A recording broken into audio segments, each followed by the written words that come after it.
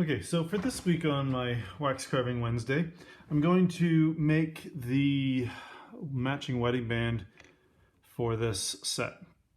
So if you watched last week's video, the last couple of weeks' videos, this goes together like this, fits in there nicely. So that'll be cast in white gold, but I'm going to make a matching wedding band. So I've already cut out the basic band on my lathe, and I'm just going to start by making sure that it's a comfort fit on the inside or a semi-comfort, and I'm just taking a little bit of material off the inside to give it a little bit more roundness and just to make it a bit more comfortable. That's why they call it a semi-comfort.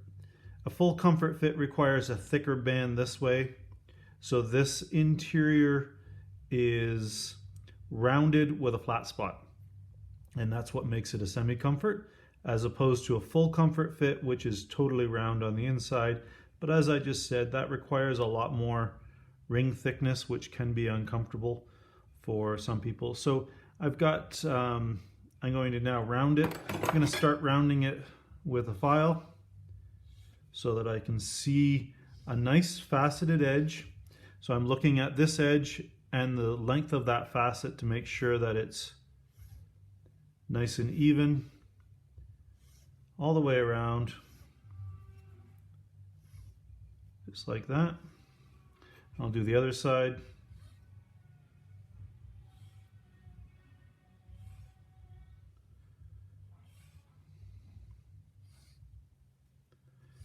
And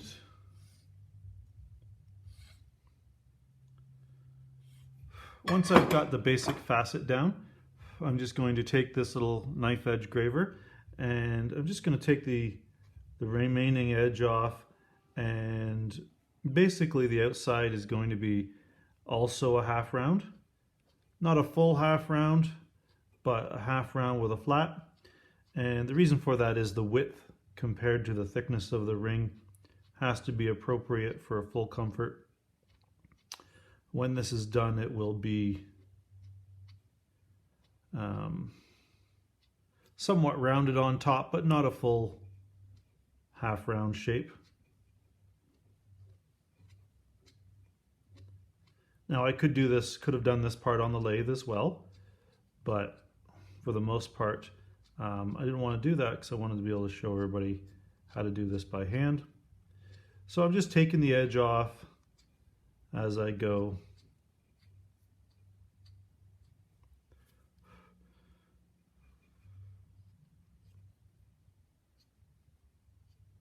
And now I'm just looking down here to make sure that this curve along here is consistent. So I'm not looking here, I'm actually looking over here, because that's where I can see more clearly what the curve looks like. So I'm looking past the ring and I'm looking back here and checking that curvature there. There we go. Now I'm just going to find a Sharpie marker or something similar, and in this case what I want to do is I want to have a consistent line. So I'm going to take this here branch pattern, or maybe actually this one here, and I'm going to take my Sharpie marker and I'm going to look and I can see it comes over. So I'm going to start at the top and it's going to come over here, back down. This one comes under here and over, and I'm going to flip it around. Oops, I'll flip it around, and I'm going to make the other side do the same thing. So I have to kind of imagine this one was under, so this will go over, this one will come under, and then we have this, we have a branch here that goes over, a little branch here. So what I'm doing now is I'm just drawing out, so this goes over, I'm drawing out the pattern of this ring on here. Make sure I didn't miss anything here on this side. So it crisscrosses, this goes over, this goes under, but there's a branch right here. And then it does whatever. So this one here comes together and has nothing here. On this one, because it's a man's ring, I want to have it continue over. So this goes over, so that makes this one go over and this go under. And I'm just going to kind of do this all the way around. This one went under, so this one goes over like that. And under. So this was over, so that makes this go under. And this go over. And something like that. So that just gives me an idea roughly of where everything's going to be in relation to this. Now this one does have some little branches on it, so I'm just going to randomly add some branches where I think they'll look good. And I think we'll put one in here to fill in that space. So the only spot I don't like, because I don't care for this little branch right here, so we're just going to smooth that out. Now I'm going to actually have them basically all go in the same direction. This one here, I'm going to sharpen it just a bit here. By doing this with a Sharpie marker, what this does, and I think I'm going to go with that, what this does is it gives me a line with a bit of thickness. So again, I'm going to use this graver, and now that I have a general line, I'm going to take the graver and I'm just going to outline the branch all the way along, staying on the outside of the Sharpie line. And the reason for that is it gives me a thickness of a branch as opposed to doing it with a scriber. And I'm just going to carve this in. This should be fairly natural looking, so I don't want it to be perfect. I want it to be close, and I want it to look good. So I'm just engraving a line in there, and I'm going to continue to do that. So this one starts way over here, comes around, up, and all the way over here. And this one. And you can see I'm stopping where the overlap is so that one goes over top of the other. And that is so that I can carve it to look like it's overlapping. This is also meant to be easily cleaned, you know, without too much stuff getting in it.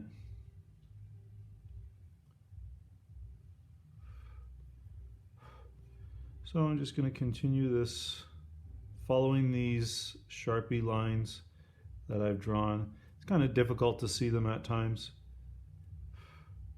Try to stay away from the edge a little bit.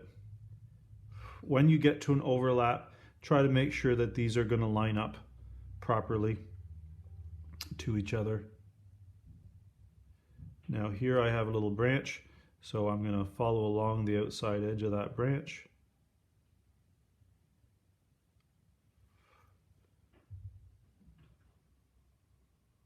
Just like that. And again, I curve this to line up with this one.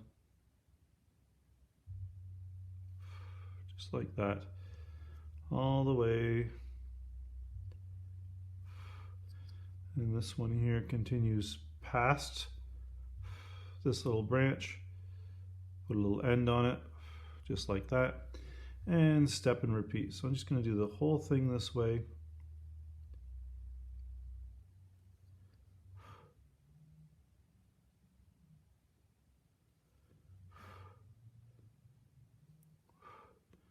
The fun thing is, so these clients are from away, so further away. They're not, they're about 5 hours away from me. And by doing this as my Wax Carving Wednesday, they actually get to watch the process, which is kind of fun for them.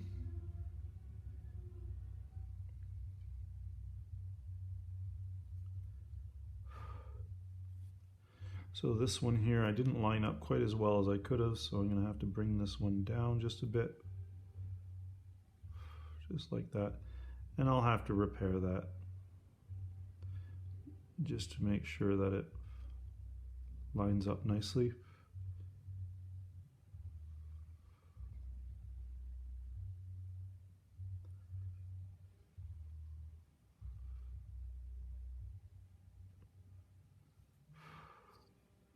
There we go. So a little branch going off of there. And one more. Now this one here has another branch coming off. So we'll just put that in first here. And you can see how, like many times when I'm doing a ring wax, I'm supporting the outside edge of the wax so it doesn't break. Here's another little branch here.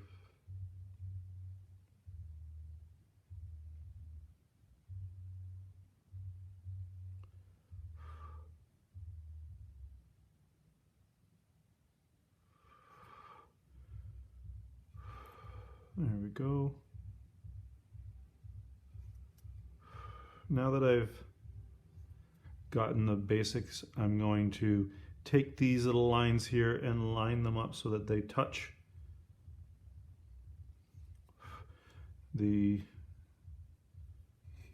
other line before. I was away just a little bit, and this is allowing me to basically join the two pieces.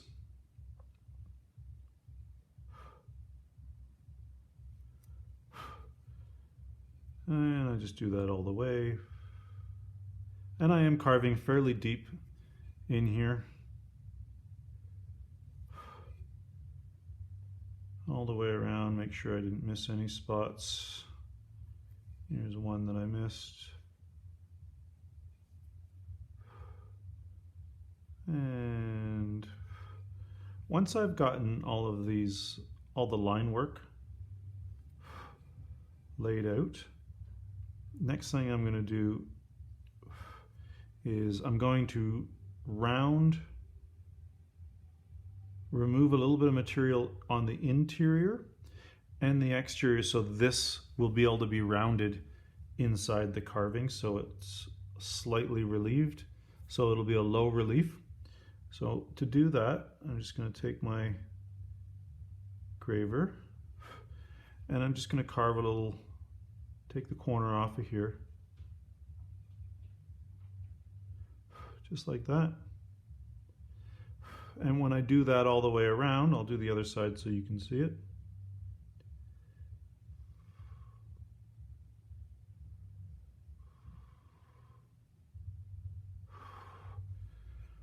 And then the far side.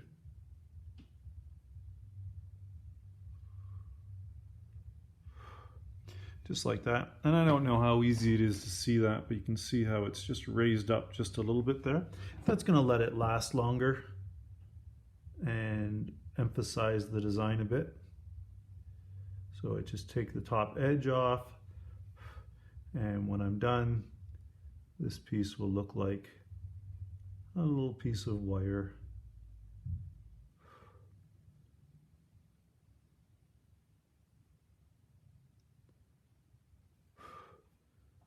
And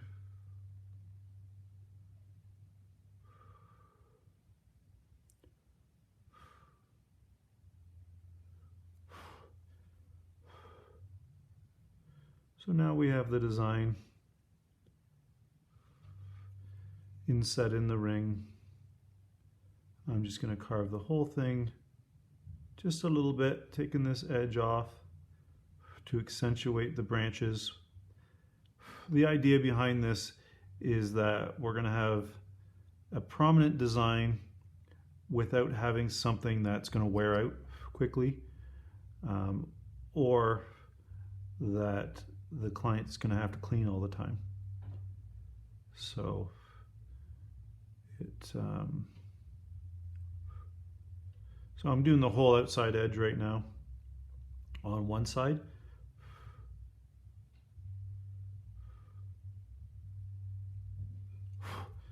And then I will do the other side in a moment. Now I won't be texturing these branches. Sometimes I'll do a little texture, but these ones are really fine. And as her ring doesn't have texture on the branches, I don't really want his to have, texture either. So this whole thing will be high polished when it's done.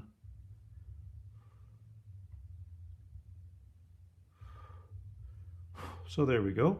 So this side is pretty much finished. I'm just going to finish the interior, and I'm going to add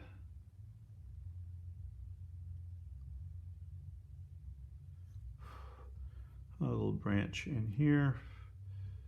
Now to do that, I will have to fill that little hole there, but I'll do that after.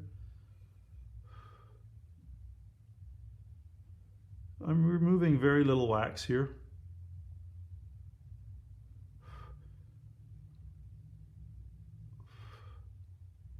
Trying to keep my cuts very controlled. And I'm scraping more than cutting here. And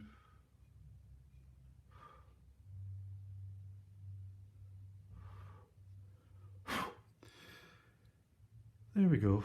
So I'm just going to keep doing that. Now, part of the problem with this is I actually can't sit for the hour and a half that it's going to take to do the whole ring. I actually find that my right thumb cramps a bit.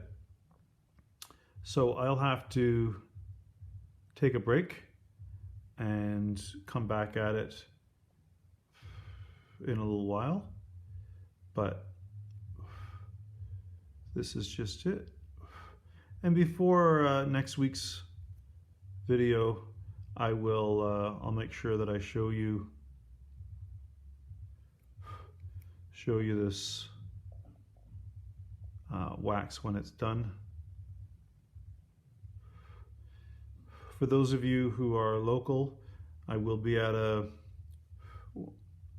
having a gallery opening at Local Pieces Gallery, downtown Fergus, on Friday,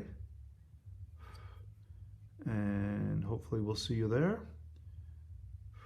So if you have anything custom that you want to talk about, or you want to see what other pieces I have in stock, you're welcome to come to the gallery and have a look. It will be my Christmas show for this year. I will not be doing a Christmas show out of my studio like I normally do, but hopefully you'll be able to make it to the gallery and you can see my pieces there.